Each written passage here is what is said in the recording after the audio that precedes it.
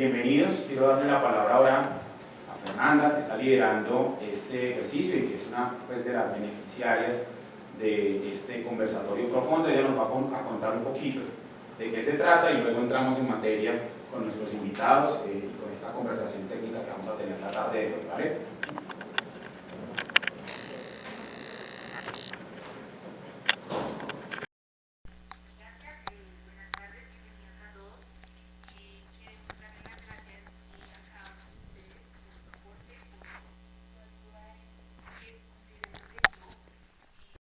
De la asociación por su apoyo. Como lo dijeron, es la primera vez que se realiza un espacio así, entonces esto demuestra que la asociación nos apoya a nosotros desde pregrado en adelante, entonces muchísimas gracias y a cada uno de ustedes.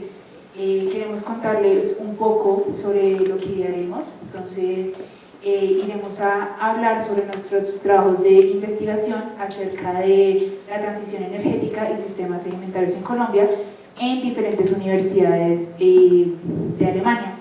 Iremos desde el 24 de junio, entonces ya saben, es muy pronto, entonces muchísimas gracias por acudir a este espacio, se los agradecemos bastante y bueno, le doy la palabra a mi compañero Michael.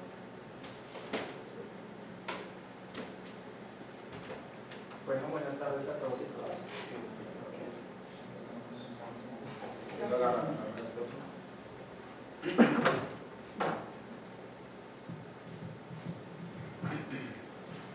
¿Escuchan? Sí. Como lo mencionaba mi compañera, pues este es un espacio importante para nosotros. Realmente llevamos ya más de un año preparándonos para esta visita que vamos a realizar en Alemania. La idea de nosotros es pues, establecer como vínculos con otras universidades y poder como entablar esa construcción de ese futuro hacia otras posibilidades de maestría, de especializaciones y demás. Para nosotros es un gran placer tener a cada uno de ustedes acá. Agradecemos mucho el esfuerzo que pues, han hecho de pronto para acompañarnos y pues nada, bienvenidos. Gracias. ¿Algo más? ¿Quieres decir algo más? Bueno, sí, también queremos agradecerle a Daniela, a Lina, a Juan Manuel por acompañarnos en este conversatorio y pues ya sabemos que irá muy guiado también a lo que nosotros queremos hablar allá en Alemania. Entonces, muchísimas gracias. Al final tendremos una dinámica de una sesión de networking muy interesante, entonces para que también participe. Muchas gracias.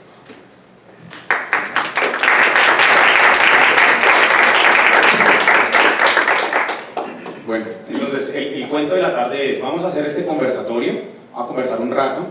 Tenemos unas preguntas preparadas para nuestros invitados, pero la idea es que esto también sea muy dinámico y si ustedes quieren participar, pues nos dejen saber y les transmitimos las preguntas a ellos, ¿listo? Y como lo mencionaba Fernanda, no se vayan a ir muy temprano, porque después del conversatorio la idea es que podamos tener una sesión de networking que los chicos han diseñado. La oportunidad que brinda reunirnos no solo radica en que nos escuchemos o tengamos la oportunidad de escuchar a unas personas con experiencia y conocimientos. La idea también es que aprovechemos esto para estrechar lazos, para conectar con personas que quizás no conocemos o reafianzar lazos con las personas que ya conocemos. Entonces aprovechemos también ese espacio, hay personas senior en el auditorio, hay junior en el auditorio, así que tenemos el público perfecto para una sesión de networking muy interesante. ¿Listos? Entonces, bueno, sin más preámbulos, yo voy a leer rápidamente el perfil de nuestros tres invitados. Nuevamente gracias por acompañarnos. Está con nosotros Daniela Álvarez Gallo, geocientífica de acá, de la Universidad de los Andes, con maestría en Gobernanza del Riesgo y de los Recursos de la Universidad de Heidelberg.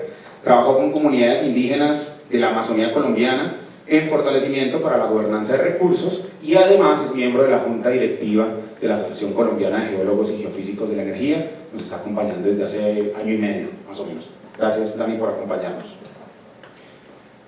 Los que me conocen saben que me gustan los espacios diversos y por eso Lina Páez nos acompaña, una gran amiga, abogada, politóloga egresada de la Universidad de los Andes también, con énfasis en gobierno y asuntos públicos, ha trabajado en el segmento Midstream del Grupo Ecopetrol, al igual que en consultoras de asuntos públicos, y en sus ratos libres como hobby trabaja para El Tiempo, donde lleva más de 130 artículos publicados en asuntos de coyuntura ambiental, nacional e internacional, y ha sido conferencista destacada, tengo que decirlo, en la Cumbre de Petróleo, Gas y Energía que organizamos desde la ACGP con el Comité Gremial Petrolero, y a la cual están todos invitados próximos 1 al 3 de octubre en la ciudad de Cartagena, por si alguno quiere ir a tomar el sol.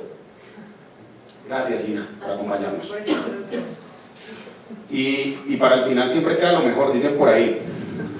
Don Juan Manuel Lacayo, también muy conocido por algunos de nosotros, ingeniero de petróleos de la mejor universidad que tiene este país, la Universidad Industrial de Santander, con un máster,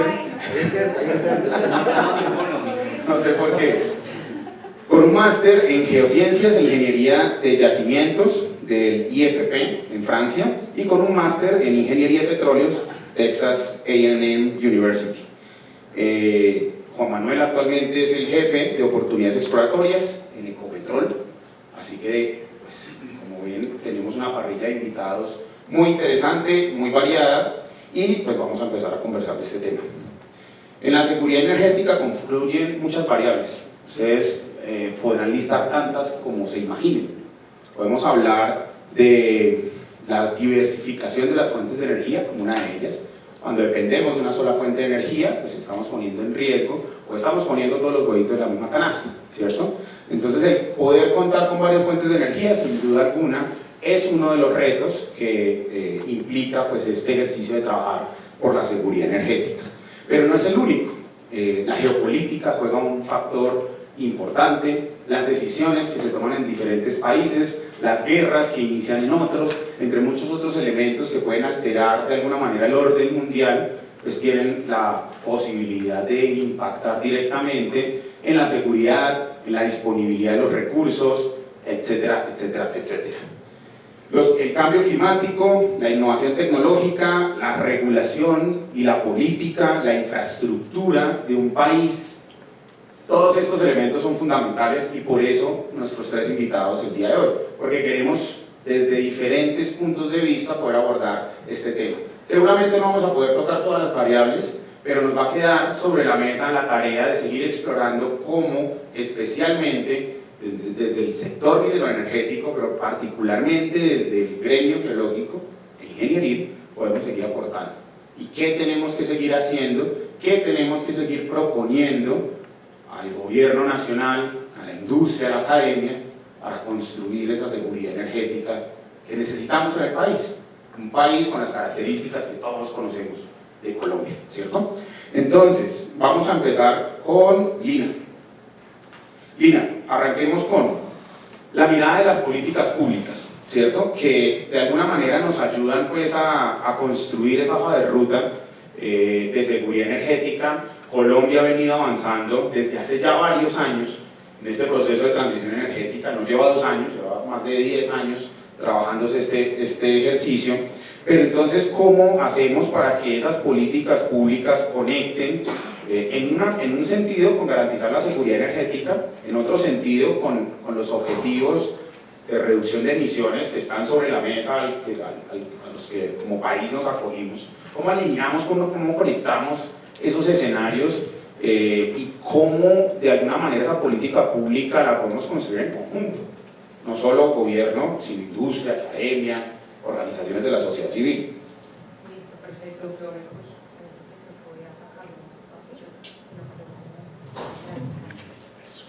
Robert, gracias por la pregunta, muchas gracias a todos por estar acá.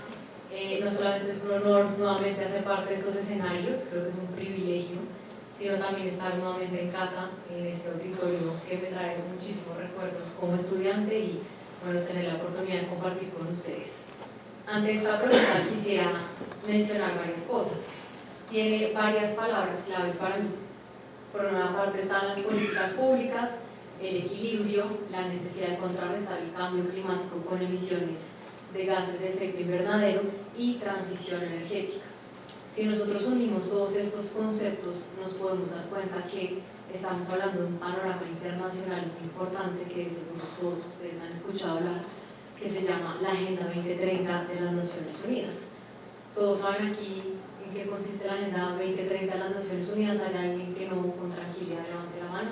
¿O todos? ¿Nos puede refrescar rápidamente la memoria? Listo, ¿no? Perfecto.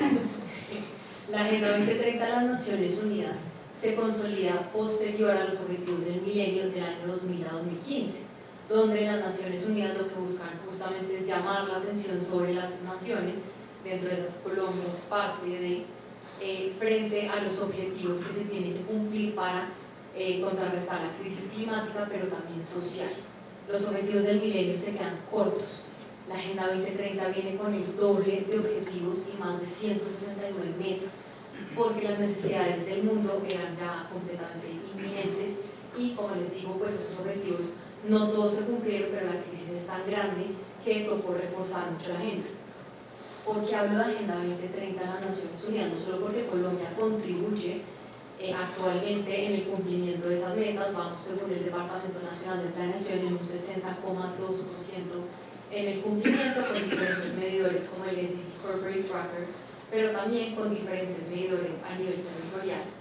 En este sentido, se habla de la Agenda 2030 porque está la conflagración de objetivos como la acción climática, el 13, el de proteger las fuentes hídricas, pero también se está hablando de objetivos como garantizar el acceso a energías renovables, como el 7, que sean limpias, que sean de acceso a todos. Ahí ya le pegamos a varios puntos de la pregunta, pero al mismo tiempo estamos hablando de una crisis social, pero que tiene que ver lo social.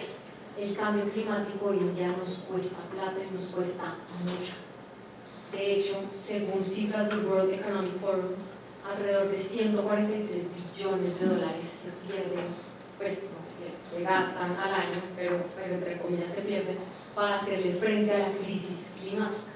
De hecho, vamos a ver más adelante en un instrumento que voy a mencionar, que es la estrategia E2050 del Gobierno Nacional, donde se menciona que el costo de lo que ya, digamos, de lo que ya, vale la redundancia, ha costado a Colombia la crisis climática, son cifras muy cerca al presupuesto que se tenía posterior a la pandemia para, digamos, solventar esta crisis del COVID-19, una cifra muy alarmante. De hecho, también la Agenda 2030 en la parte social conecta mucho la crisis climática porque digamos que ha tenido un impacto muy fuerte en comunidades vulnerables ante los desastres naturales, huracanes, desertificación, deslizamientos, pérdida de cultivos, y eso también genera un costo. Si se dan cuenta, la Agenda 2030 está siempre conectada, y por eso me pareció importante arrancar a responder esa pregunta desde lo macro, desde lo que se está trabajando a nivel internacional y donde Colombia es parte. Hoy en día la Agenda 2030 orienta la gran mayoría de políticas, reglamentos, lineamientos y estrategias a nivel nacional. A partir de este marco se desagregan algunos ejemplos que les traigo de políticas, hablando de políticas públicas, estrategias que justamente le apuntan a resolver esta crisis climática. Por un lado tenemos el COMPES 3918-2018, donde se define la estrategia de la consolidación de la Agenda 2030, es como el marco donde Colombia va a empezar a trabajar esos objetivos. Por otra parte, tenemos el Plan Nacional de Desarrollo, que hace mucho énfasis en este actual gobierno en el cambio climático. Lo trabaja desde la conservación del agua, territorializando el agua con consejos, con diferentes instrumentos que buscan, digamos, proteger este recurso hídrico que está tan golpeado por la crisis climática, también con programas que buscan reducir la tasa de, digamos, de desperdicios que se generan. Ustedes van a decir, pero esto tiene que ver con transición energética y crisis climática. Una inadecuada disposición de desechos genera emisiones de CO2 que tienen que ver con renovables. Hace 25 años no se estaba hablando de cómo se va a reciclar esos aparatos electrónicos, esos residuos de aparatos eléctricos y electrónicos, por ejemplo, los paneles solares. Uno de los paneles solares más comunes son los que están fabricados con silicio, pero también tienen muchos elementos como el cobre, aluminio, entre otros metales. Ya hay una necesidad global y las cifras son escandalosas de las miles de toneladas que se van a acumular en el, digamos, a 2030, 40 y 50 alrededor del mundo de estos desperdicios de energía fotovoltaica. En este caso, el Plan Nacional de Desarrollo empieza también a estructurar lo que ya se ha venido recogiendo de otros gobiernos de la economía circular. Si bien es un concepto que se empezó a desarrollar desde los años 90 en países como China y que todavía está muy internacionalizado, el gobierno sí le está apostando mucho a empezar a incorporar este concepto. ¿Qué es economía circular? Muy brevemente. La economía circular es un modelo el cual hace que todos los productos se mantengan la mayor cantidad de tiempo en la cadena de valor. Lo que yo fabrique para hacer este chapstick debe poderse reciclar, readaptar, reajustar, recomercializar para que no salga de la cadena de valor. Eso es muy importante en el ámbito de la transición energética. Colombia todavía es muy nuevo, sí, pero tiene que empezar a pensar eso desde ya. Por otra parte, y bueno, aquí les tenía como las cifras de la acumulación de energía fotovoltaica a nivel mundial, y estamos hablando de miles de millones de toneladas. Eso es lo que va a terminar pasando en Colombia si esto no se gestiona adecuadamente. Pero hablando de ese marco de la Agenda 2030, en desagregados de políticas, de estrategias, también tenemos la contribución nacional determinada, que hace parte del marco del Acuerdo de París ratificado en Colombia desde el año 2018. Son las contribuciones, las metas que se está poniendo Colombia para poder hacerle frente a la crisis climática. En este caso tenemos, por ejemplo, la mitigación de gases de efecto invernadero y la adaptación al cambio climático. Colombia ha sido muy ambicioso en la contribución nacional determinada, quiere llegar a 2030 con una deforestación neta cero. Ojo, no es lo mismo deforestación cero. La deforestación neta cero contempla que de todas maneras se deforeste unas hectáreas, pero que se puedan restaurar. No es lo mismo reforestar a restaurar el equilibrio ecológico, que Daniel nos puede hablar más de eso, en los ecosistemas. Por otra parte, tenemos una meta de reducir en un 51% los gases de efecto invernadero a 2030, otra de las metas de la contribución nacional determinada.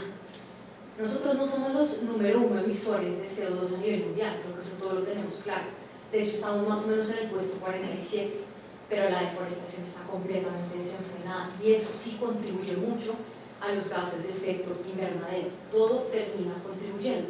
Una mala disposición de los elementos y aparatos que constituyen nuestros renovables también generan emisiones de CO2, entonces fíjense que todo está muy conectado. Por otra parte tenemos el COMPRIS 4021 que busca reducir en un 30% la deforestación a 2022 y tenemos nuestro instrumento de la estrategia E2050, muy importante. Es un instrumento diseñado desde el gobierno nacional con ayuda del gobierno francés donde se busca adaptar a Colombia a la crisis climática, adaptación y resiliencia. ¿Por qué? Porque no basta hoy en día con decir vamos a eliminar el cambio climático y le vamos a poner frente. No, Colombia hace un estudio de los principales desastres naturales que la quejan al estar en una ubicación geográfica donde estamos también amenazados por fenómenos como el niño o la niña, y eso es muy importante a la hora de diseñar políticas públicas que le hagan frente a el cambio climático. Y obviamente eso también impacta digamos que la estructuración de la infraestructura de renovables, porque de todas maneras es una infraestructura que es sensible a las variaciones climáticas. Entonces, esas estrategias, todo esto que les he venido hablando, el COMPES, la estrategia, el Plan Nacional de Desarrollo, que también están cuantificando la pérdida anual promedio por cambio climático, son los instrumentos y las políticas públicas que permiten equilibrar justamente la crisis climática, el desarrollo de la capacidad instalada de renovables y hacerle frente a los compromisos internacionales.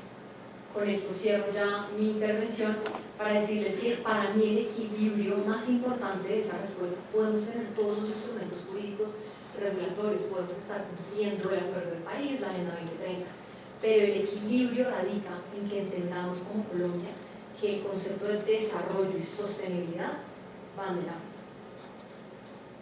Gracias, Lina. Completamente de acuerdo. Yo quiero resaltar un par de cosas. 14 billones de pesos ha costado los últimos 10 años atender los desastres por fenómenos naturales en el país. Son unas cuentas muy alegres. Pero además de eso, quiero resaltar la importancia del conocimiento lógico en todo esto. ¿Sí? Es que garantizar infraestructura, garantizar conocimiento de superficie, de subsuelo, garantizar el desarrollo de renovables en diferentes partes del país, buscar nuevos energéticos en el subsuelo. Todo eso necesita geología. No perdamos de vista las oportunidades que traen también todos estos retos que estamos escuchando. Y voy a pasar ahora con Daniela para conversar un poco de las características de nuestro país. Daniela ha tenido la oportunidad de hacer no solo geología, sino de trabajar de cerca con comunidades, especialmente comunidades que pueden tener visiones, no son complementarias, por no decir distintas, de lo que podemos tener nosotros, especialmente los geólogos, los geocientíficos. Entonces, Dani, cuéntanos un poquito, digamos, cómo interactúan esas características geológicas con los territorios, con las comunidades, y qué importancia tiene eso en este reto de adaptación al cambio climático. Ya luego hablaremos un poco de cómo impacta eso la seguridad, pero concentrémonos primero en esta parte. Bueno, de nuevo, yo también quiero repetir el agradecimiento, muchas gracias por tenerme aquí. A mí me encanta hablar de estos temas. Me parece muy importante que nos apoyemos para que los geólogos en Colombia puedan cumplir sus sueños de estudiar en el exterior, de adquirir conocimientos que están por fuera de nuestro país y que no podríamos adquirir de otras formas, que puedan ir a contarle a Alemania qué estamos haciendo nosotros en términos de transición energética y cuál es nuestra visión país, que es una visión que supera la geología, que también tiene que ver con decisiones políticas y económicas de nuestro país. Entonces me parece muy importante. Y sobre qué características, yo quisiera primero que hablamos un poco de por qué nos tenemos que adaptar como país. Todo el mundo dice, ay, Colombia no tiene que adaptarse al cambio climático porque nosotros no emitimos casi gases de efecto invernadero, nosotros no tendríamos que hacer nada respecto al cambio climático. Y es verdad, nosotros no emitimos tantos gases de efecto invernadero, el mayor factor puede ser afolu, que tiene que ver con cómo cambiamos los usos de suelo que terminan implicando liberaciones de gases de efecto invernadero mayores cada vez.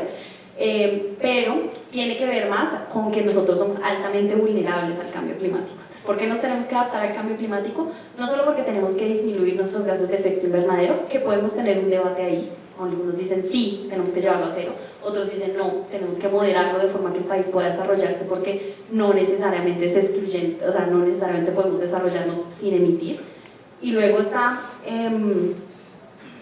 pues lo que tiene que ver con lo vulnerables que somos al cambio climático. Y entonces allá es la otra perspectiva. Nosotros, el riesgo es un espacio geológico donde coinciden dos cosas. La amenaza, que es, digamos, el efecto amenazante, y acá me cuenta un volcán, las inmediaciones del volcán. Y luego está la vulnerabilidad, que es qué tan susceptibles son los ecosistemas, las personas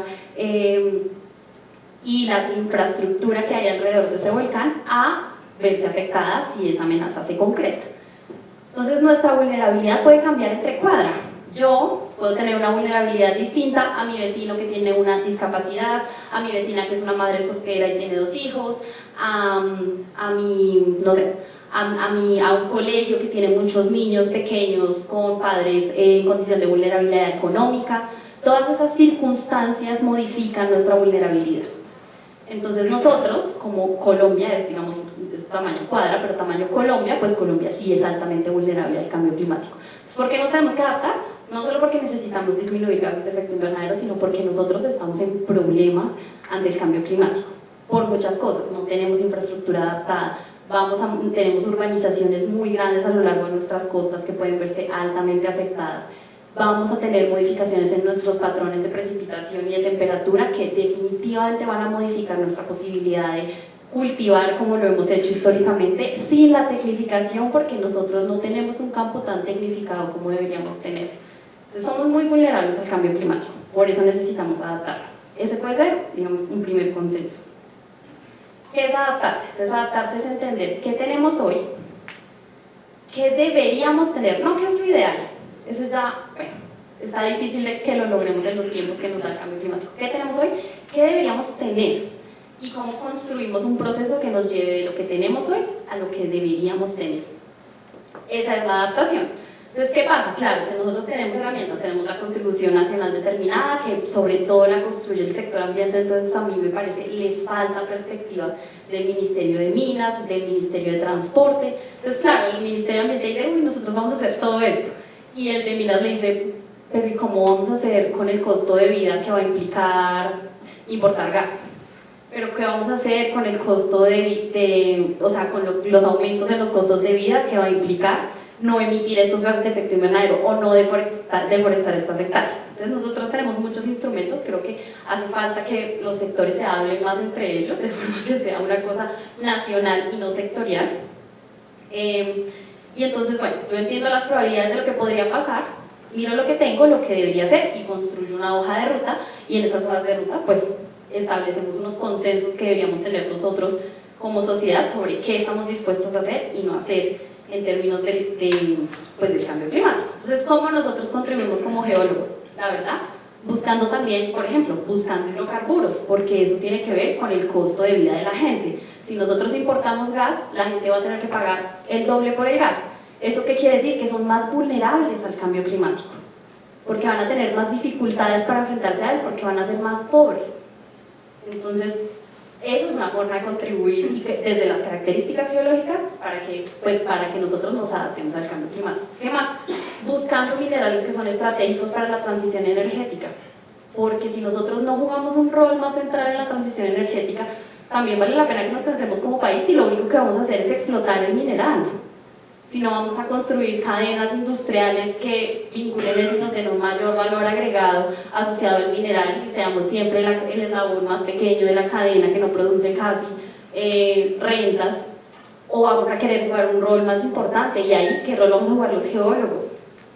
¿Y cuáles son los minerales que vamos a explotar? Porque eso sí implica adaptación. Que siento que la gente lo separa. Adaptarse también es encontrar los minerales que nos van a permitir industrializarnos, que nos van a permitir construir toda la infraestructura que tiene que ver con la transición energética.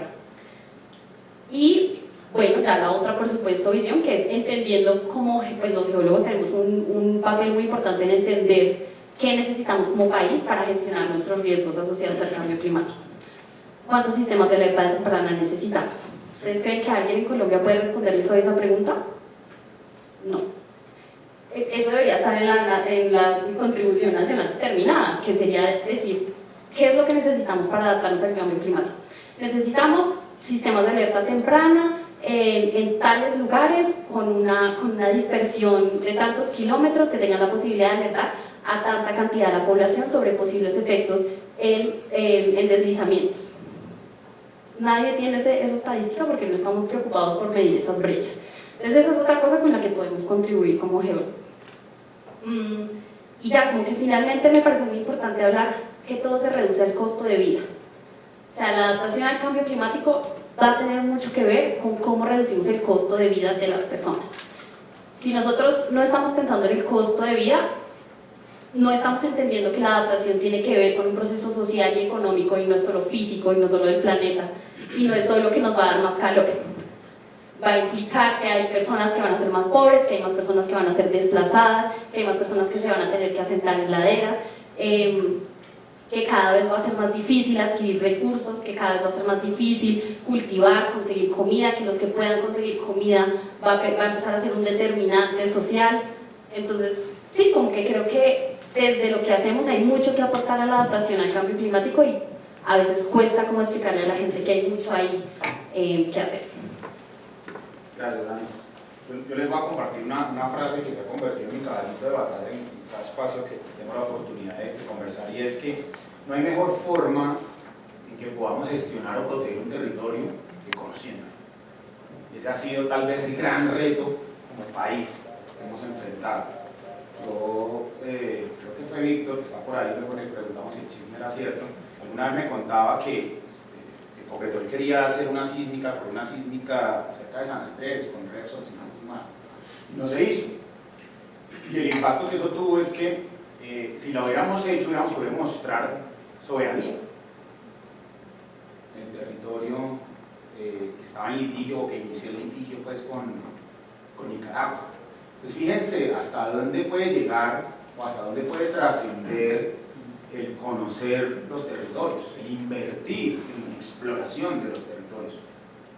Es fundamental.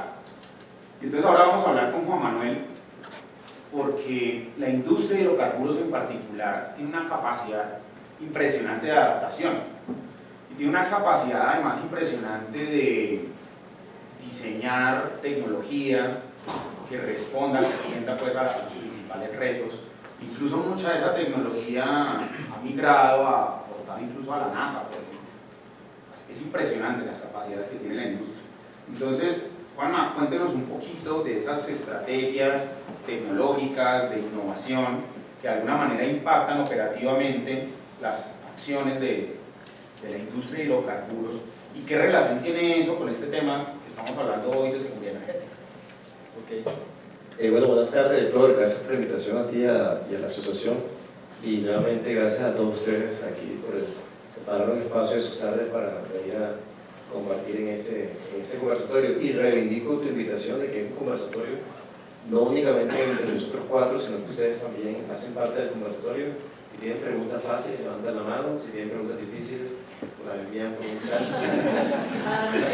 Sí. Pero bueno, la idea es que vamos a disfrutar de una conversación nuevamente. En este tema de reducir la huella de carbono en la industria del petróleo, Flor, yo creo que es importante empezar por algo muy básico. Voy a pasar de lo básico a algo más profundo, y es descarbonizar las operaciones, ¿no? Ese es el reto principal que la transición energética, yo creo que la ha traído a la industria del petróleo, ¿no? Y es cómo la industria del petróleo subsiste y sigue generando valor ante una nueva realidad que lo que exige es que seamos sostenibles, ¿no? ¿Cierto? Entonces, el reto número uno es descarbonizar operaciones, y eso se traduce básicamente o fácilmente en unos tres elementos, ¿no? Entonces, es reducir las emisiones que generamos en nuestra operación, en nuestra cadena productiva. Tenemos venteos, quemas, fugas, ¿sí? Básicamente, y eso pues obviamente aporta a la generación o deja una huella de carbono, ¿no? Ahí están enfocados nuestros esfuerzos, o ahí deberían estar enfocados, en reducir evidentemente la generación de este tipo de materiales en nuestra cadena operativa.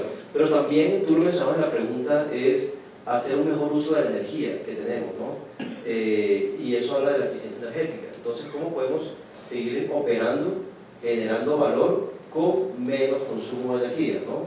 Es decir, tratar de identificar y eliminar esos desperdicios de energía que pueden haber, y volvernos un poco más eficientes en la operación cuando hablamos de consumo energético. Usamos energía para generar valor, para generar productos, ¿cierto? Y por último, está el elemento de modernizar nuestra matriz energética, ¿sí? O optimizarla, ¿sí? Y por supuesto que eso implica implementar nuevas fuentes de energía, pasar de las fuentes convencionales o tradicionales de energía a otro tipo de fuentes que se integren mejor con nuestra operación y nos ayuden al final a bajar esa huella de carbono, ¿sí? Eso en términos prácticos. Si hablamos de tecnología, la verdad es que las tecnologías están presentes en toda la cadena, ¿no? Como tú bien lo decías, la industria del petróleo se caracteriza por ser una industria de alta tecnología, en todos sus pasos, procesos y demás. Siempre hemos implementado tecnología de alto perfil, básicamente, ¿sí? Y ahí está el reto, y yo creo que tanto las empresas operadoras como las empresas de servicios, que son nuestros aliados, están comprometidos con ese tema. Pero hay algo que me llama la atención y que quiero resaltar el día de hoy, y es que al final las tecnologías tienen que venir alineadas a nuevas estrategias de negocio. Yo creo que ahí está el principal reto de la industria del petróleo como tal, ¿no? Cambiar su modelo de negocio, cambiar su estrategia de negocio, y es algo que ya estamos viendo. Si ustedes se dan cuenta, Ecopetrol, voy a tomar Ecopetrol como nuestra empresa referente aquí en Colombia, por supuesto, y ustedes se dan cuenta que Ecopetrol ha venido tomando pasos muy importantes para cambiar su modelo de negocio. Hace poquito tuvimos un cambio en nuestra estructura en la compañía, ya veníamos con 3 líneas de negocio, pero se dio más fuerza a esas líneas, y básicamente Ecopetrol lo que quiere, el mensaje que quiere lanzar con esa reorganización es que Ecopetrol lo toma en serio y está pasando de ser una empresa de petróleo a ser una empresa de energía. Total compromiso en ese sentido. Entonces, yo creo que más allá de las tecnologías, lo importante es que las empresas sean conscientes de lo que implica la transición energética. Es cierto que la transición energética implica retos, pero también es cierto que hay muchas oportunidades en la transición energética para todos los involucrados, para todo el ecosistema que hace parte del sector como tal, ¿cierto? Entonces, todas las empresas están invitadas a replantear sus esquemas de negocio, ¿sí? Si tú eres una empresa de servicio o una empresa operadora, tienes que empezar a plantearte qué vas a hacer tú en este nuevo esquema que es una realidad para todos, en la transición energética. Yo creo que ahí está el principal reto. Y por último, para mí, la gran tecnología que tenemos, el gran secreto que tenemos nosotros en la industria del petróleo al final, es el talento y el conocimiento, ¿sí? Y la transición energética, como tú bien lo mencionabas al principio, requiere conocimiento y no requiere que nosotros desaprendamos o olvidemos lo que hemos aprendido durante décadas en la industria del petróleo. Por supuesto que no. Lo que la transición energética nos está invitando es a que utilicemos este conocimiento que hemos ganado durante mucho tiempo en la industria, en el entendimiento del subsuelo, y lo apliquemos para responder a los retos de la transición energética y para seguir generando valor en la sociedad, ¿sí? Entonces ya hablamos de hidrógeno blanco, hablamos de geotermia, hablamos de minerales críticos, ¿no?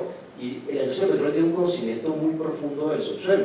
Eso hay que aprovecharlo, ¿sí? Todas las tecnologías que hemos desarrollado durante décadas para extraer petróleo nos pueden seguir sirviendo para eso, pero también tenemos que empezar a utilizarlas con otros propósitos, ¿no? Al final yo creo que el reto está en conformar como un ecosistema integrado, ¿sí? Y no es ajeno para el negocio o las empresas tradicionales de oil and gas. El reto está en que también esas empresas se adapten a la nueva realidad. Y otra posición privilegiada que tiene la industria del petróleo y todas las empresas que aquí participan en este ecosistema es que tienen recursos financieros. La transición energética no es gratis, la transición energética cuesta billete, ¿sí? Y no es fácil para cualquiera tratar de dar pasos significativos en transición energética. Por supuesto que se puede, ¿sí? Pero las empresas de petróleo tienen una posición relevante y privilegiada en eso porque disponen del recurso aparte del conocimiento, ¿sí? Entonces creo que hay varios elementos ahí en la industria del petróleo que sirven para desplegar la tecnología que se requiere para resolver los retos y los problemas que tenemos en cuanto a transición energética. Gracias, Juan. Voy a recoger de esta primera ronda un par de elementos. Primero, no podemos dejar de ver las capacidades que hemos construido a partir de contar con energía para controlar los efectos del clima. Es distinto lo que podemos hacer hoy para adaptar nuestras ciudades, nuestros territorios, nuestra gente con energía a lo que podríamos pensar hacer siquiera quemando madera o cualquier otra cosa. Segundo, y recojo unas palabras de Juan Manuel, necesitamos conciencia sobre la transición energética y lo que implica. Por supuesto, una parte, la industria es fundamental, de otro lado el Estado es clave, pero cada uno de nosotros tiene un rol muy importante. 2 a 4 toneladas por año se estima que emite un colombiano en promedio de CO2. La semana pasada, creo, en Barranquilla, algún invitado decía qué estamos haciendo con eso. ¿Qué está haciendo cada uno de ustedes con eso? Y es súper complicado, no podemos negarlo, pero justamente son las discusiones que tenemos que poner sobre la mesa y que deben trascender el área de impacto de una profesión como la geología, las geociencias. Tenemos que lograr interactuar con muchas profesiones para establecer unas dinámicas que lleven a acciones concretas, a estrategias concretas. Ya hemos repetido incansablemente de una manera o de otra que la geología es fundamental para todo esto. Así que yo solo quiero exaltar que cuando ustedes sientan temor o no vean la luz, recuerden las palabras de estos 3 invitados, porque cada uno de los mensajes que ellos entregaron hablan de geociencias y hablan de la importancia de las geociencias para abordar estos temas. Yo podría agregar una cosita. Por supuesto.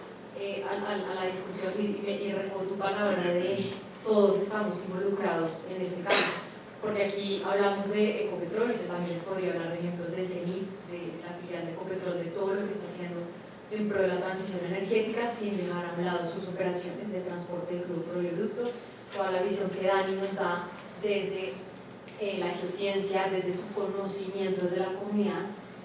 Recuerdo que desde el año pasado Saving the Amazon, una fundación dedicada a la conservación del Amazonas, y me decían, si los hábitos de consumo, y por eso creo que aquí todos somos parte, no cambian, la realidad de ecosistemas, por ejemplo, como el Amazonas, no van a cambiar. Las áreas más protegidas del Amazonas son donde se evidencia mayor pobreza multidimensional. Entonces creo que los hábitos de consumo aquí también deben ser parte de la adaptación y esa resiliencia al cambio climático, porque todos tenemos impacto en lo que está pasando en el planeta, no solamente las empresas ni las comunidades que protegen nuestros ecosistemas. Solo quería agregar eso. Gracias, Lina. Y quédate ahí porque seguimos contigo. Colombia tiene una posición, muchos lo dicen en muchos escenarios, una posición privilegiada en cuanto a la geografía en Sudamérica, ¿cierto? Tenemos los dos océanos, también tenemos recursos naturales ricos en agua, ricos en carbón.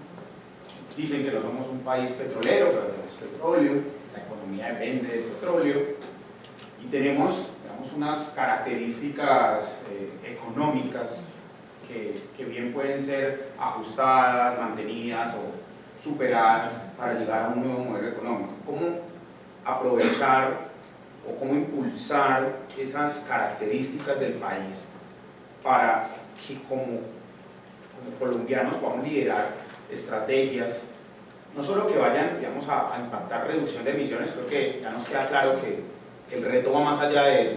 Incluso yo me atrevo a decir que el reto no es reducción de emisiones, el reto de Colombia es adaptación, definitivamente. Entonces, ¿cómo hacemos para posicionarnos? ¿Cómo hacemos para aprovechar esas características que tenemos como país? Gracias, Robert. Bueno, ahí y me tomé el trabajo de investigar cifras. Soy abogada, soy politóloga y le estoy cogiendo amor a las cifras. Entonces dije, chévere, porque este es un espacio bien interesante, la gran mayoría del control, por supuesto. Pero quisiera arrancar con una. Bloomberg, con su herramienta Climate Scope, presentó un estudio de seguimiento a procesos de transición energética en el mundo, dentro de los cuales clasificó a Colombia como uno de los países más prometedores en transición energética. Voy a darles otras cifras. El 60% del portafolio exploratorio tiene potencial para gas en oportunidades del Caribe offshore y Piedemonte, entre otros. La demanda nacional del hidrógeno crecerá exponencialmente, alcanzando cerca de 1,3 millones de toneladas por año, con una aspiración de cubrir cerca del 50% de esta demanda mediante la producción de hidrógeno en bajas emisiones, como lo es el hidrógeno verde, porque no todos los hidrógenos son, digamos, limpios, en el sentido que hay algunos que emiten CO2. Teniendo en cuenta también nuestra ubicación, el departamento de La Guajira, y digamos, hago énfasis ahí, se goza de una radiación solar de más del 60% con respecto al promedio mundial, con más de 194 vatios por metro cuadrado. Asimismo, Colombia tiene el potencial de implementación de plantas eólicas de más de 50 gigavatios. De acuerdo con la Unidad de Planeación Mineroenergética, hay potencial suficiente en biomasa para suplir la demanda nacional de energía. La biomasa también está entrando en furor en estos momentos. Y así les tengo varias cifras. Estas cifras nos ponen en un entorno internacional bastante interesante, donde destacan la ubicación geográfica, sí, muy importante para hacer, por ejemplo, los parques solares, orgullo de nuestro país como Parque Solar San Fernando en el Meta, todos los parques que se están construyendo también de energía eólica, toda la investigación que se está haciendo en la refinería de Cartagena para poder avanzar en temas de hidrógeno. Pero también, Robert, panelistas y auditorio, también Colombia siento que es un país que le está costando mucho a ponerse en la vanguardia de proyectos muy interesantes que ahorita están en furor. Por ejemplo, tenemos el proyecto offshore, que se está, bueno, como lo dice offshore, costa afuera, que se está desarrollando para poder implementar la energía eólica costa afuera. En este momento esa discusión está entre el Ministerio de Minas y Energía, la DIMAR, la ANH, y a pesar de que en estos momentos, digamos que se está dando una discusión también jurídica de flexibilizar algunas regulaciones, de poder entender un poco los contratos de concesión, la durabilidad de estos, Colombia le está apostando como uno de los principales países en América Latina a hacer estos proyectos offshore de energía eólica. Es importante, digamos, si se ha dado la discusión de offshore, porque de todas maneras, por más de que tengamos transición energética, no debemos desconocer los retos. Algunas de las instalaciones de energía eólica afectan, por ejemplo, a las aves migratorias en ciertos momentos del año, pero también, y Dani nos debe, digamos, explicar eso seguramente a mayor profundidad, a algunas comunidades. Hay que tener en cuenta que hay muchas comunidades que viven en las zonas donde se está implementando la transición energética y que hay una figura jurídica que se llama consulta previa. y ahí hay que hacer un balance importante. Transición energética, adaptación al cambio climático, no pueden desconocer a los actores del territorio, eso es muy importante.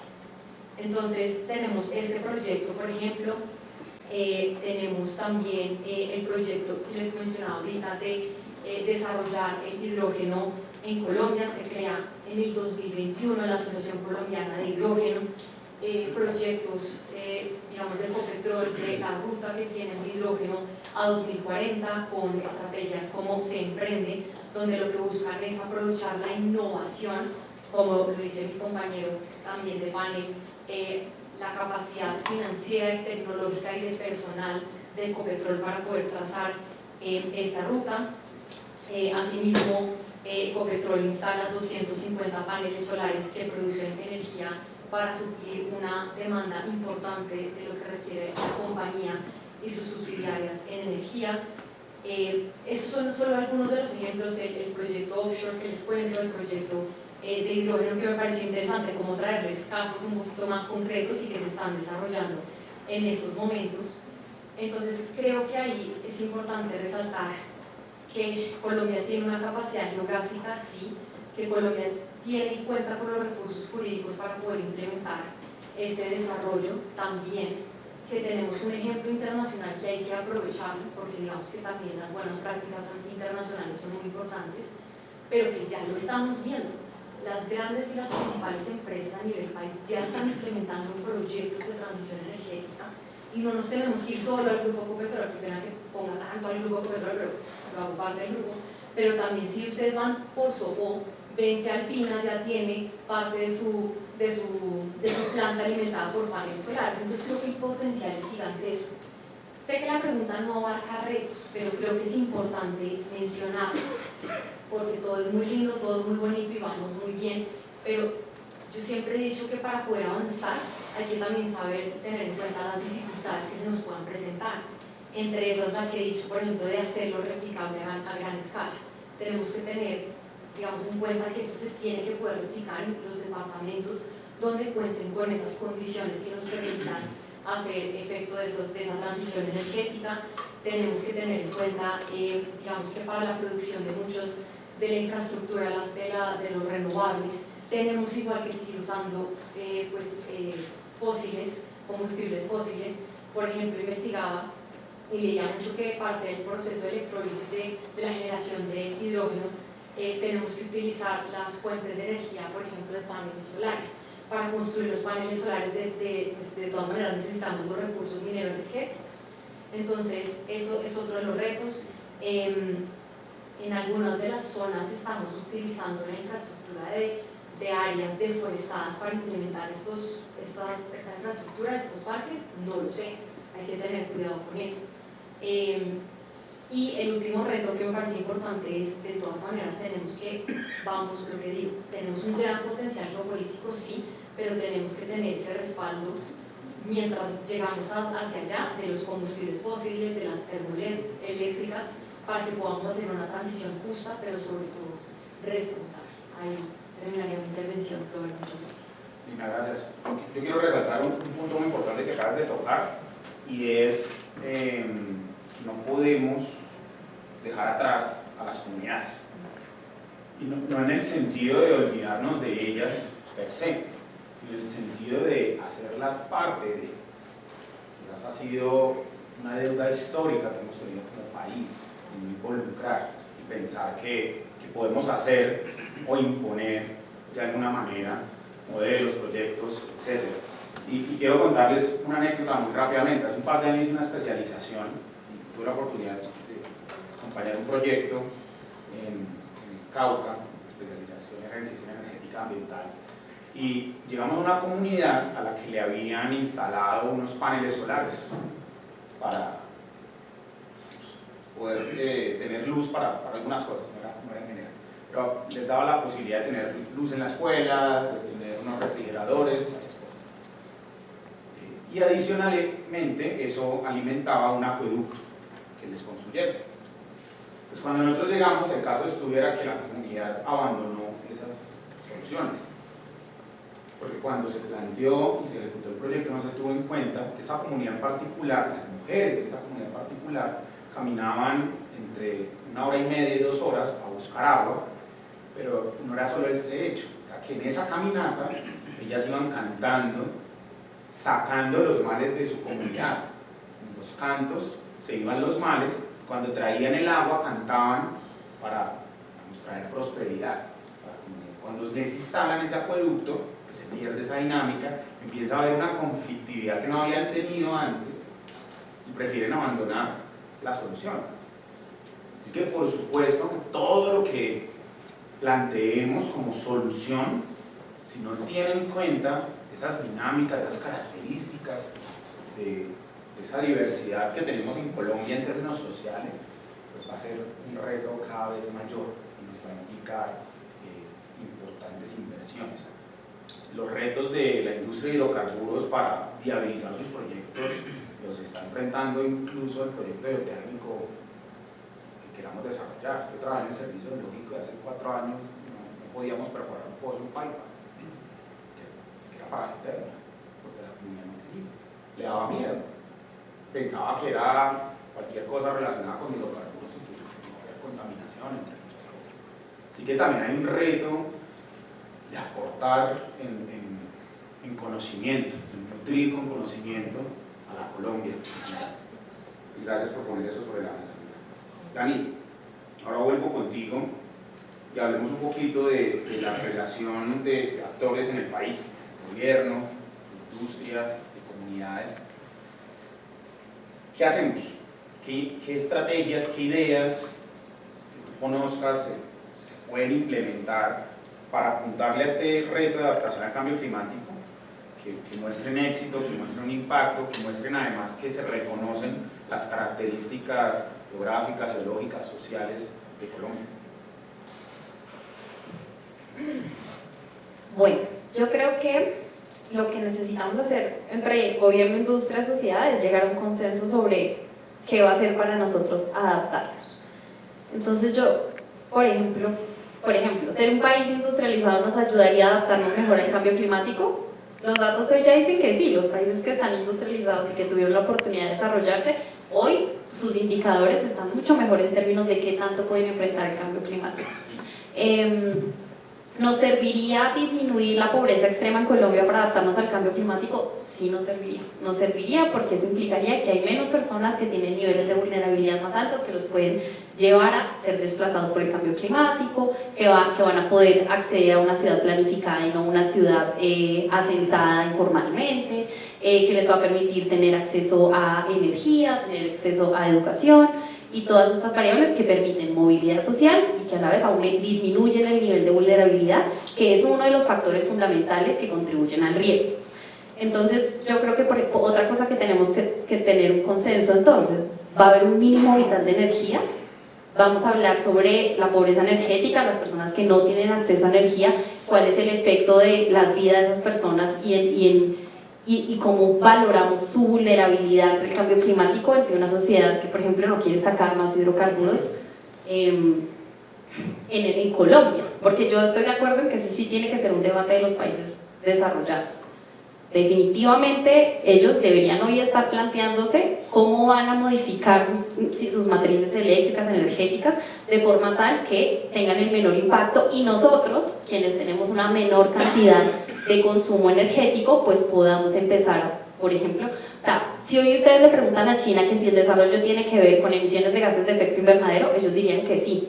Sacaron a 500 millones de personas de la pobreza, emitiendo toneladas abrumadoras de gases de efecto invernadero, pero sacaron a 500 millones de personas de la pobreza extrema.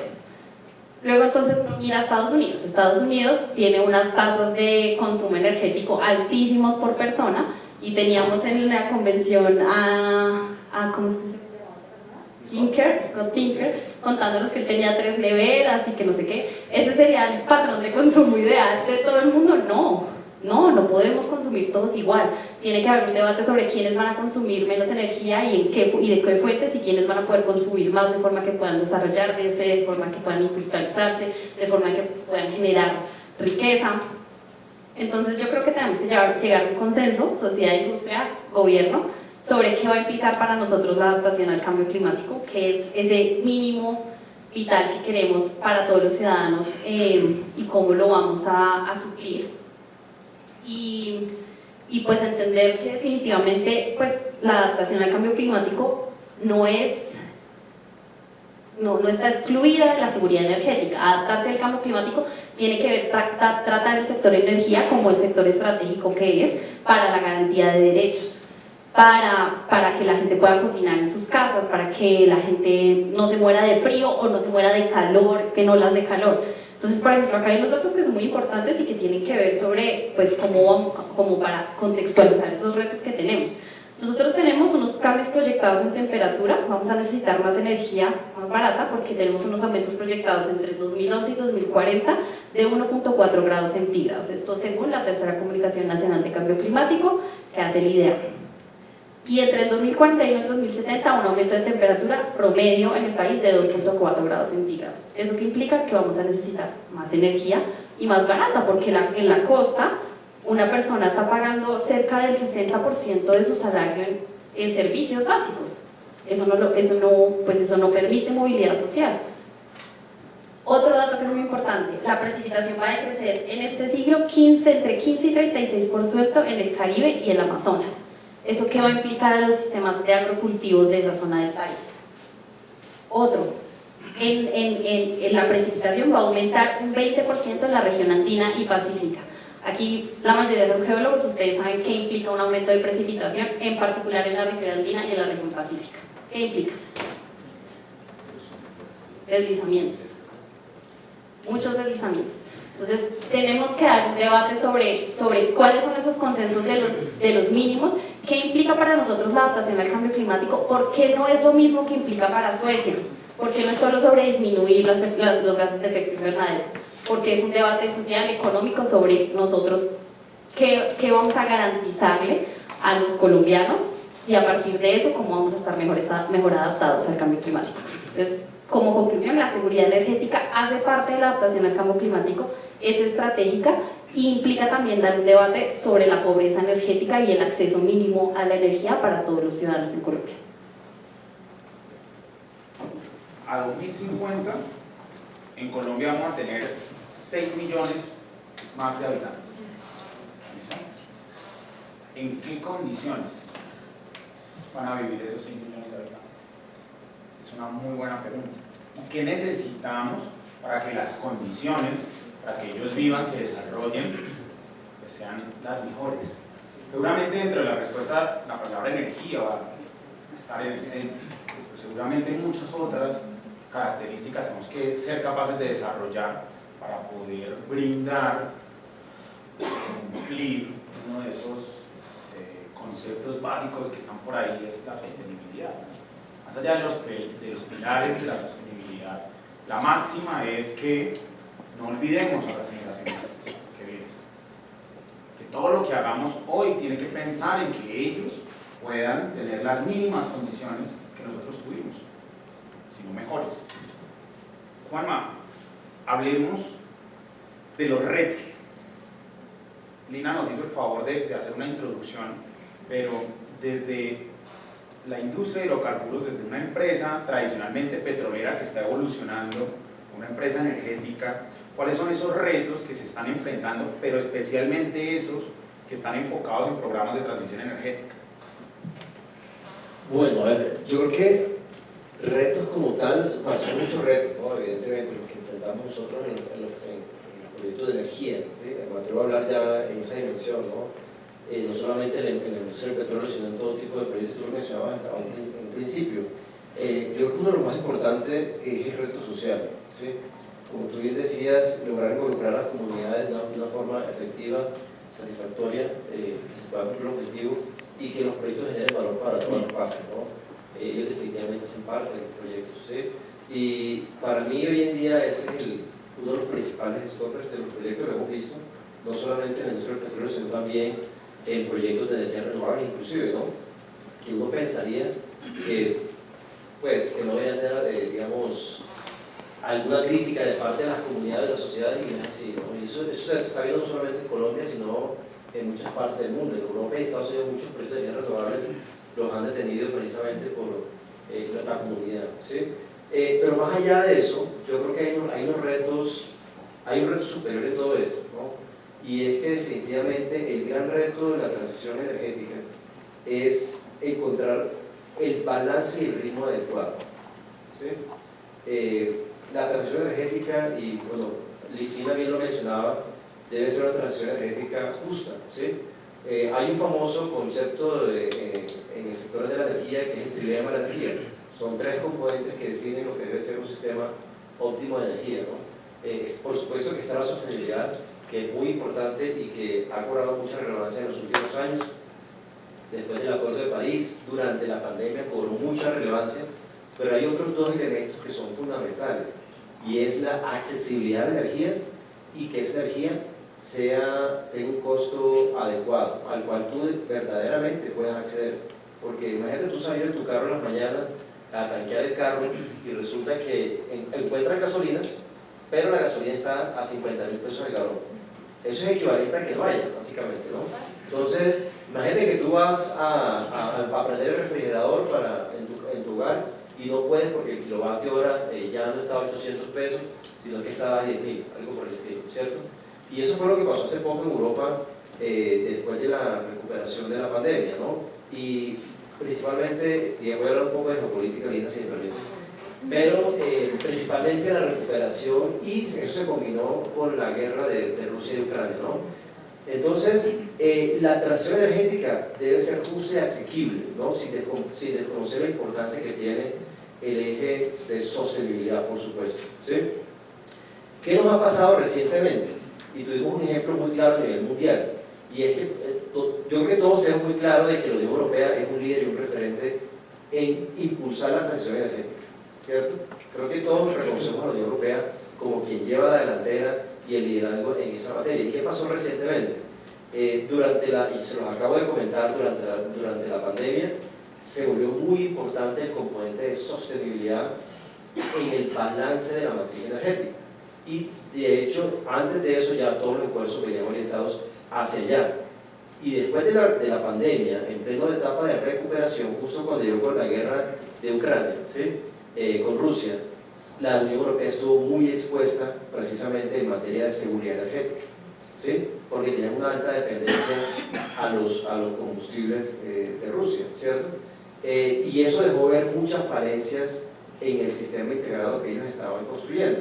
Y ha impulsado medidas como, por ejemplo, levantamientos de políticas que nunca se pensaron que fueran a ocurrir en la Unión Europea, levantamientos de restricciones sobre proyectos de fracking en UK, impulsos para la sanción de nuevos proyectos de explotación y licencia en el Mar del Norte, ¿sí?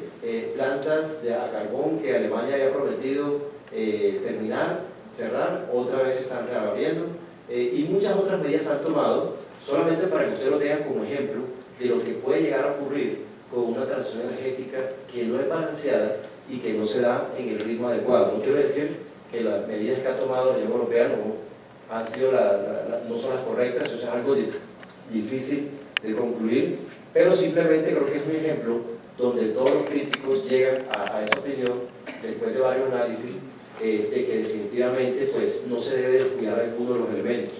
O sea, la transición energética debe estar muy bien equilibrada. Y para mí, Clover, ese es uno de los grandes retos que tenemos en materia de transición energética, ¿no? Proteger también esa seguridad energética, obviamente la sostenibilidad es muy importante, pero cada país, y mis compañeras lo mencionaban, tiene unas particularidades que hay que reconocer. No es lo mismo hablar de transición energética en Dinamarca que hablar de transición energética en África, en Colombia o en el Medio Oriente, ¿sí? Porque los componentes sociales, políticos y económicos son totalmente diferentes. No es una nación que depende del petróleo a una nación que consume el petróleo, ¿sí?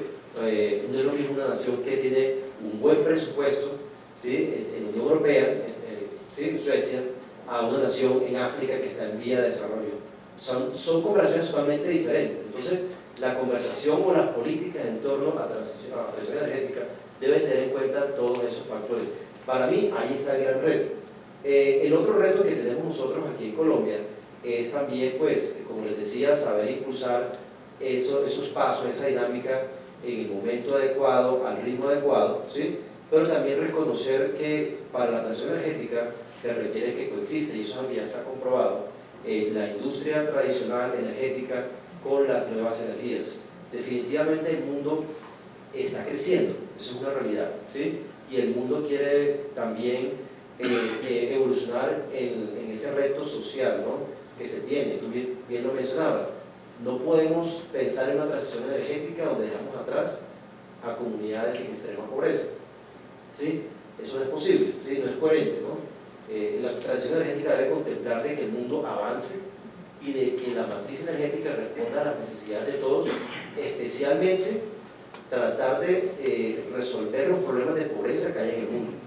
Y eso hace parte de los compromisos de las Naciones Unidas y de la agenda que nos comentaba Lina, ¿no? Entonces, eso hay que tenerlo en cuenta.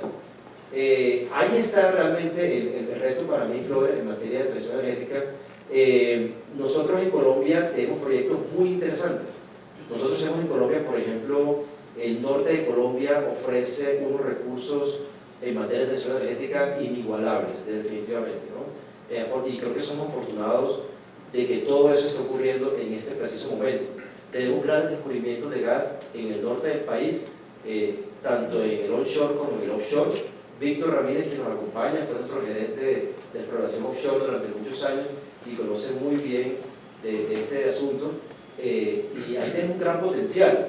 Pero imagínense ese potencial combinado también con todo el potencial que tenemos en materia eólica, solar, también en el norte del país, en La Guajira, por ejemplo, ¿sí?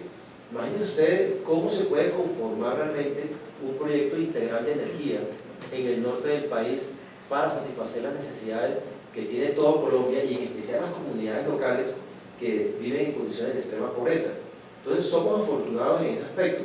Ahí tenemos que pensar como país, esos son los retos que tenemos.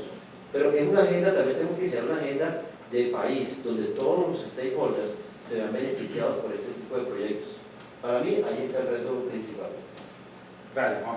Si Víctor necesita más fama, nos avise. Ya los chicos saben con quién más pueden hablar en el deporte y más adelante. Ya me están jalando las orejas por interno sobre el tiempo, entonces vamos a hacer lo siguiente. Vamos a abrir el espacio para que el público pueda hacer un par de preguntas a cualquiera de los panelistas que quiera dirigirlo. Entonces les pido el favor, se presentan, su nombre, de dónde vienen y hacen la pregunta.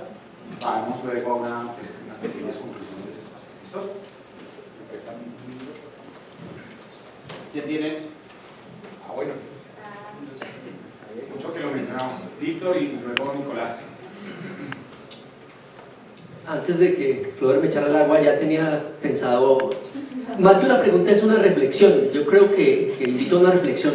Estoy seguro que ustedes la tienen en el disco, pero es algo que tenemos que traer más al frente. Estamos enfrentando un tema de cambio climático que nos reta a mantener una seguridad energética. La crisis climática nos impone una necesidad de usar fuentes de energía más amables con el medio ambiente, que pensemos en las generaciones futuras. Y yo hago esta invitación, más que una pregunta, pero por supuesto que espero una opinión o su concepto. Realmente el significado semántico de transición energética es exactamente un cambio gradual.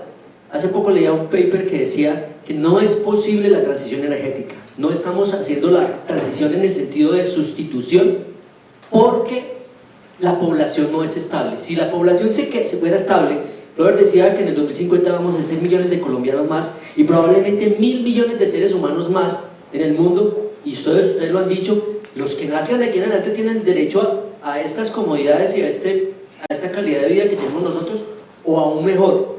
Entonces, leía yo, algún analista inglés de algún observatorio energético decía, no es posible la transición en el sentido de sustitución. Lo que estamos haciendo es adicionar. Si la población se quedara fija, supongamos que somos 8.000 millones de personas y siguiéramos consumiendo la misma energía, por supuesto que se puede empezar a reemplazar parte de esa energía. Pensemos en los 100 millones de barriles de petróleo por día que más o menos se consumen en el mundo. Podríamos empezar a decir, no consumamos 100 sino 95 y reemplacemos esos 5 con energía solar, energía geotérmica, energías renovables, lo demás. Pero como la población sigue creciendo, lo que estamos haciendo es no adicionarle a esos 100 millones de barriles de petróleo por día, sino esos millones adicionales usar otras fuentes de energía, pero seguimos dependiendo de los combustibles fósiles. Entonces hay un toque de realidad de ahí que no nos podemos desmontar, y cualquier análisis que ustedes lean habla que a las 2050, 2060 todavía la matriz energética del mundo va a ser un 50-60% de combustibles fósiles. Entonces hay un toque de realidad ahí, y la transición, yo lo digo, algunos de ustedes han visto mis charlas, la transición es una palabra que hay que decir muy despacio. Y lo siguiente es pensar si todo lo que decimos aquí los técnicos está permeando hacia arriba donde se toman las decisiones, porque eso en inglés se llama greenwashing, salir pozo de ecologista para la foto, pero estoy haciendo lo que hay que hacer. Entonces, ¿cómo lo ven ustedes si realmente la palabra transición semánticamente la estamos usando en el sentido de sustitución, o realmente lo que estamos haciendo es agregar porque seguimos necesitando energía? Gracias. Víctor, me voy a tomar, si me permiten mis compañeras, totalmente de acuerdo. Creo yo, no sé, que quien estableció este primer concepto, o cuando se estableció este primer concepto, realmente será como la intención, ¿no? Como una transición realmente. Pero miren, yo sigo todos los años los pronósticos de diferentes instituciones que están disponibles en la literatura, con proyecciones de consumo energético y demás, porque eso es muy importante para nosotros, saber hacia dónde va el mundo y hacia dónde va el grupo empresarial de Ecopetrol, ¿no? O sea, cuál es la realidad que vamos a enfrentar. Y es increíble ver cómo en los últimos años, tal vez los últimos 2 años, después de esta crisis que acabamos de pasar, o que estamos pasando todavía, de esta crisis energética, porque de pronto en Colombia no lo hemos sentido, pero a nivel mundial lo que hay es una crisis energética muy profunda. Europa principalmente vivió una crisis energética muy profunda, o sea, el precio del gas creció de manera exorbitante y el impacto que tuvo Europa fue realmente devastador, ¿no? Aquí nosotros, afortunadamente, en materia de seguridad energética, estábamos bien ubicados, y nosotros podemos decir que, o sea, no hemos vivido realmente la crisis energética que ha vivido el mundo en estos últimos años, post pandemia, como se ha vivido en otros países, afortunadamente. Pero para responder a su pregunta, Víctor, yo que leo esos análisis, ya no hay análisis que no vea un 2050 sin petróleo y sin gas, como usted mencionaba. Y se puede ir usted hasta el 2100 y ahí están los hidrocarburos. Entonces, ya no se trata de sustituir, yo diría que es complementar u optimizar la matriz energética. ¿Sí? Es decir, tener acceso, que la sociedad tenga acceso a la energía que requiere para desarrollarse, y desarrollarse en una fase de crecimiento. ¿Sí? Ustedes pueden consultar las estadísticas de las Naciones Unidas sobre el crecimiento mundial de población. China ya llegó a su máximo, a su límite, ya no se espera que crezca más en materia de población, y la India es el país que más va a crecer en los próximos años, y luego Nigeria, ¿sí? Y esperemos que ya ahí paren todos de crecer, pues, uno de otro, pero son como los 3 países relevantes en materia de crecimiento, y son economías emergentes, que no quieren dejar a su gente en la pobreza, como muchos otros países. Entonces, el reto está en suplir energía, pero energía de calidad. Yo creo que la sustitución está no hablar de fuente a fuente, es decir, no voy a sustituir el petróleo por energía solar, sino en sustituir la calidad de ciertos tipos de fuentes energéticas en cada región, ¿sí? Es decir, el objetivo nuestro en Colombia no está en sacar a los hidrocarburos, sino en quedarnos con los hidrocarburos de mejor calidad, el gas, los hidrocarburos livianos, hablando en temas de energías limpias, ¿no? No quiere decir que los crudos pesados no sean importantes, porque ellos tienen otro tinte en la cadena, ¿no? ¿Cierto? Pero los países donde deben dirigir sus esfuerzos es en reemplazar aquellas fuentes, digamos, no tan limpias o contaminantes por unas más limpias, más amigables. Y no implica reemplazar el crudo y el gas. No estoy hablando de eso, ¿no? Por supuesto que hay proyectos de crudo y gas que tienen bajo nivel de emisión y que encajan muy bien realmente con la necesidad del mundo, ¿no? Como también habrán otros proyectos de energía renovable y demás. Habrán proyectos de energía renovable que no son amigables con el ambiente por el impacto que tienen, y que tampoco son sostenibles desde el punto de vista económico. O sea, uno tiene que pensar en una matriz diversa que solucione todos esos componentes económicos, de desarrollo social, sostenible, seguridad energética, ¿sí? Entonces se trata de eso, ¿no? De tener la matriz energética bien balanceada.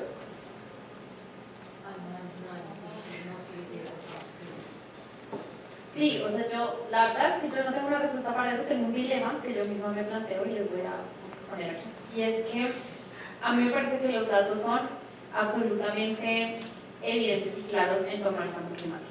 Es un efecto antrópico, es un efecto a nivel planetario, que nosotros aceleramos a partir de la revolución industrial. Los gases de efecto invernadero tienen todo que ver con el desequilibrio que tiene nuestra atmósfera y su incapacidad para autorregularse, como lo ha hecho a lo largo de toda la historia de la Tierra, con que los geólogos entendemos a partir del paleoclima que ha sido muy inestable la atmósfera a lo largo de la historia, ¿no? Entonces yo creo que ahí tenemos pues como una discusión. O sea, yo creo que hay países donde sí debería haber un debate sobre transición energética. Hay países, yo creo los países desarrollados, los que pudieron construir su estado de bienestar, los que tienen unas finanzas mucho más fuertes, deberían concentrarse en transición energética. Los países como nosotros, economías emergentes, economías en desarrollo, deberíamos tener más flexibilidad para desarrollarnos y deberíamos poder tener, apostarle más a la adhesión energética, que es lo que ha venido pasando, y pues tener también un margen de acción de forma que pues nosotros también podamos priorizar cosas que no tienen que ver con disminuir los efectos digamos, disminuir los gases de efecto invernadero, porque pues para nosotros esa no es la prioridad. Hay que ser honestos con eso. O sea, no es posible que le pidan, por ejemplo, yo trabajo en el Guainía y en el Bichara. En el Guainía la gente para prender una nevera necesita prender un motor que funciona con gasolina, o una gasolina que está como un 20% más cara que en Bogotá, porque llevarla hasta allá es muy difícil. Entonces tú no le puedes pedir a una persona que vive en Guainía que lo que le parezca más importante es el efecto del cambio climático, porque lo que le parece más importante es el precio de la gasolina y porque no puede tener nevera, porque para poder moverse hasta un hospital necesita gasolina, porque no hay transporte público por el río, porque está súper lejos. Entonces, como que yo creo que debería ser un debate distinto para cada país dependiendo de su economía. Yo creo que los países desarrollados sí deberían estar apostándole a la transición energética, deberían tener unas metas mucho más claras, unos compromisos mucho más ambiciosos, y nosotros, en vez de tener compromisos tan ambiciosos, ya nos damos garras, como que deberíamos tener mucho más claro qué va a implicar para nosotros esa adhesión energética. Ese es mi dilema. Ahora, No, súper cortico, y quisiera traer a colación, descubrí que me encantan las cifras en este foro. Nuestro querido colega Matt Zuluaga escribió un artículo bien interesante, si lo quieren leer, del Heraldo, a Matt Zuluaga, sobre la dependencia de Colombia del carbón. Nosotros estamos exportando alrededor de 57 millones de toneladas de carbón, pero comparativamente a nivel internacional, el consumo se dio en 8.344 millones de toneladas. Digamos que ahí vemos la reflexión que él hace es, digamos que salgamos del carbón negro, pero de todas maneras eso no va a impactar mucho la economía a nivel global. Lo que sí puede impactar es a regiones como el Cesar y la Guajira, donde dependen económicamente casi del 20% del carbón. Eso es un ejemplo de muchos, para que nos demos cuenta que hay muchas regiones todavía dependiendo del carbón negro, dependiendo de los combustibles fósiles, y que tiene que ser algo equilibrado. Pensar en acabar con los combustibles fósiles en los próximos años, en mi criterio personal, es un tanto irresponsable. Les recomiendo el artículo, es bastante bueno. Gracias, Lina. Nico, te escuchamos. Hola, mucho gusto, Nicolás. Soy geólogo egresado de la Universidad Nacional. Me acuerdo cuando estaba ahí sentado como varios estudiantes acá y David estaba sentado al frente. Entonces me voy a tomar el atrevimiento de compartirle un comentario a Víctor. Hace poco leí un artículo de Wall Street Journal y el reto no es el tema de la tasa de natalidad. De hecho, el reto es que la tasa de natalidad está decayendo demasiado, de tal forma que el modelo económico actual tiene que reconsiderarse. ¿Por qué? Porque estamos planteados sobre una base donde las nuevas generaciones son quienes subsisten a los mayores, ¿no? Entonces, es un reto súper grande y por lo tanto el tema de la transición energética, y me encanta que lo dijeron muy claro, y es Colombia no tiene que hacer la transición, Colombia tiene que adaptarse a ese tema. Somos menos del 1% del total de emisiones en el mundo y eso implica otro tipo de retos y otro tipo de cosas. Sin embargo, y compartiendo un pensamiento, es creo que lo dijeron de muchas formas y hago la pregunta y es, ¿de qué forma ven que las empresas estén aportando a la educación en esas comunidades? ¿Y por qué lo digo de esta forma?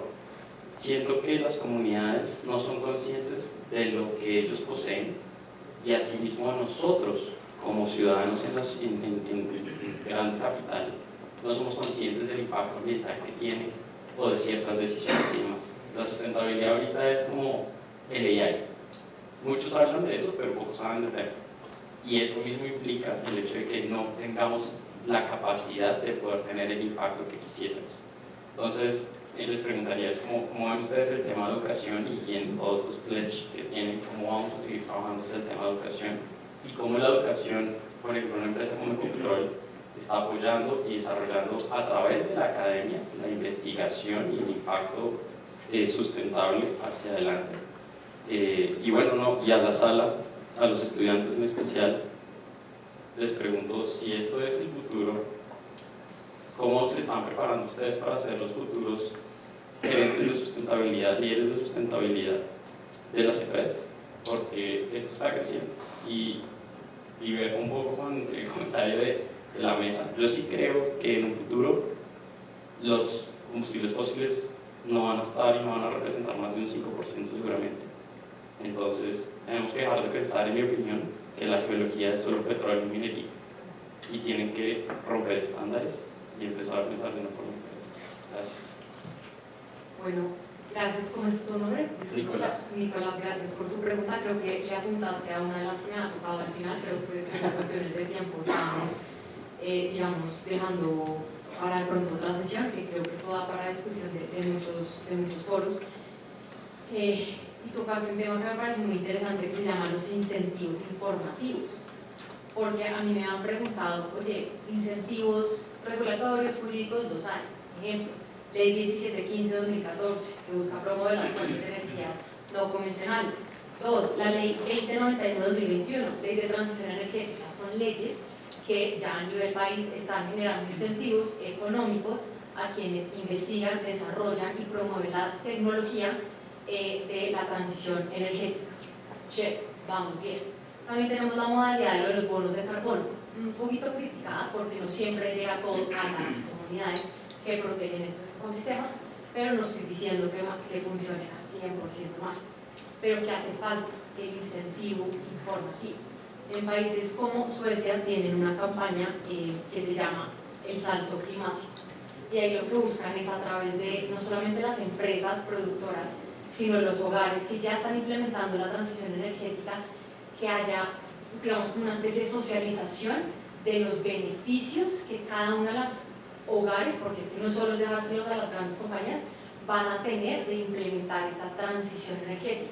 No solamente van a recibir deducciones de sus impuestos a la renta, el IVA y otros gravámenes por contribuirle a la nación en implementar los renovables en sus hogares, sino que van a estar inmersos en diferentes foros, centros educativos, incluso cursos gratis de universidades, donde les están informando, oiga, eso que usted ya está haciendo en su casa está teniendo un impacto X o Y en el planeta. Estamos hablando de eso, yo sé, traje un ejemplo de, pues, digamos, non plus ultra, pues, pero lo podemos hacer acá. Un incentivo informativo no estaba acá en mis respuestas jurídicas, pero es muy importante. La empresa donde yo trabajo, siento que falta.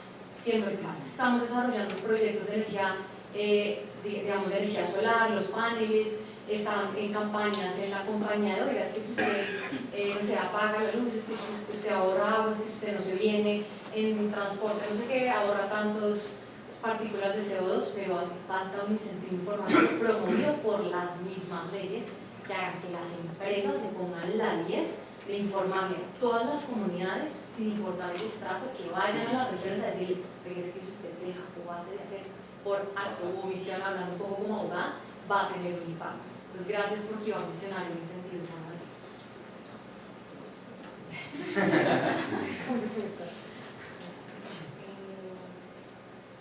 Es que yo quedo un poco confundida con la pregunta porque yo no entiendo muy bien la relación con educación. Yo creo que las empresas sí tienen mucho esta visión de que tienen que ir a entregar conocimiento a las regiones, pero hoy hay un una serie de modelos que tienen una perspectiva distinta sobre cómo se construye ese conocimiento. Entonces, por ejemplo, hay empresas que están haciendo cosas que son como soluciones basadas en la naturaleza, con un enfoque comunitario, con un enfoque tecnológico, con un enfoque de paisaje. Entonces, lo que hacen es que cooperan con la comunidad,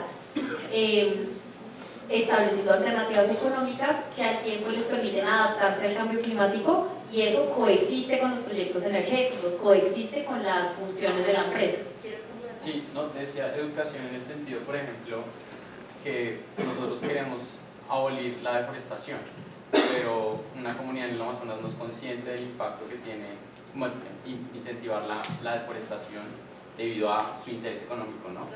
Una comunidad en La Guajira, por decir, sí, hacemos la instalación de los parques eólicos y demás, pero ¿qué conocimiento tienen ellos en torno a eso, no? Y si bien se habla de la diversificación desde la parte energética, creo que también hay una parte, y es, a Colombia le está pegando muy duro el tema de la transición energética, es por la fuerte dependencia que nosotros tenemos también económicamente. Entonces también hay una parte de diversificación económica de ingresos como país que hay que replantear. Bueno, entonces por eso era que te preguntaba la parte de educación, como de cómo ves tú el tema de educación desde el sector privado público hacia las comunidades, como bien decía Lina, porque creo que es una brecha gigante y creo que es la raíz del problema, en mi opinión. Si la gente no tiene educación, no tiene criterio necesario para poder tomar una decisión frente a una situación. De acuerdo. Es un factor de riesgo. Una cosa que aumenta el nivel de vulnerabilidad de las personas es la falta de conocimiento sobre las amenazas que tiene a su alrededor y sobre las posibilidades, digamos, qué herramientas tiene para contrarrestar esos efectos de amenazas a su alrededor. Entonces yo estoy pues muy de acuerdo contigo. Yo creo que no lo estamos haciendo muy bien, ni en el sector público ni en el sector privado. Creo que tomamos muchas decisiones por las comunidades también, muchas veces, decisiones que están fuera de contexto. Entonces no cooperamos con las comunidades de forma que las estrategias que hagamos de verdad estén basadas en el contexto y estén conectadas con los intereses de la gente, con sus preocupaciones. Y yo creo que en el sector público también fallamos en eso. Por ejemplo, yo tuve que hacer un análisis de unos indicadores que tiene el IDEA de la Tercera Comunicación Nacional de Cambio Climático. Y entonces ellos pusieron ahí que uno de los factores más grandes de riesgo en el Guainía, que es donde yo he trabajado 4 años, era que no iban a poder cultivar una vaina como frijol.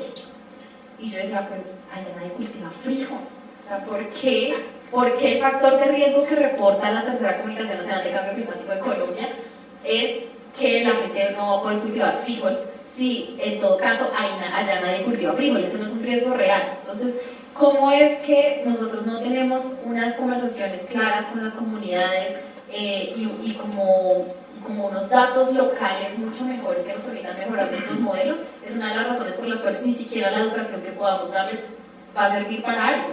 Entonces sí siento que es una cosa que se construye cooperativamente. O sea, de nuevo, creo que es muy importante que construyamos entre sociedad, el sector privado y el sector público unos consensos sobre qué va a ser adaptación y qué no va a ser adaptación y cuáles son las amenazas que tenemos frente al cambio climático y cuáles son las preocupaciones reales de la gente en torno a eso.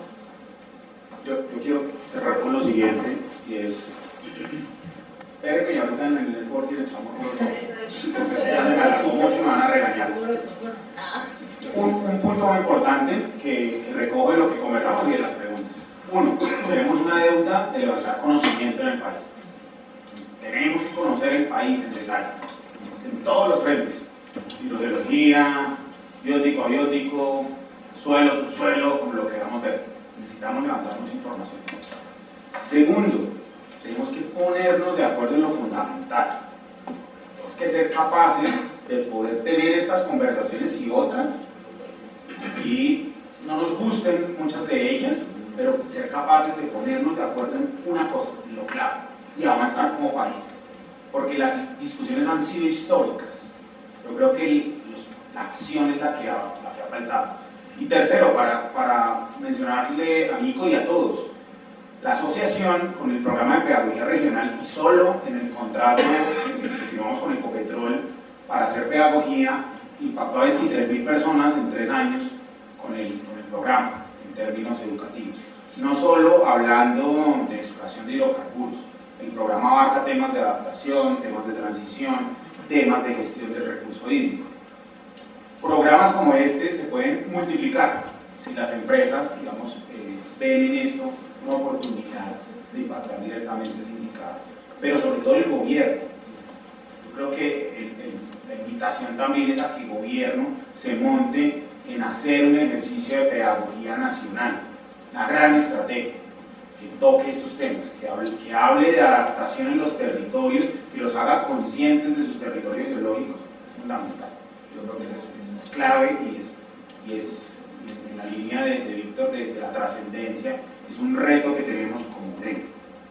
Llegar a la política pública y poner esto sobre la mesa, impulsarlo y liderarlo, empaparnos más de esos temas, es fundamental para eso. Muchísimas gracias, Dina, Juan Manuel, Daniela, muchísimas gracias a ustedes. Y ahora sí, quédense, vamos a seguir con la sesión de networking. Un aplauso para nosotros.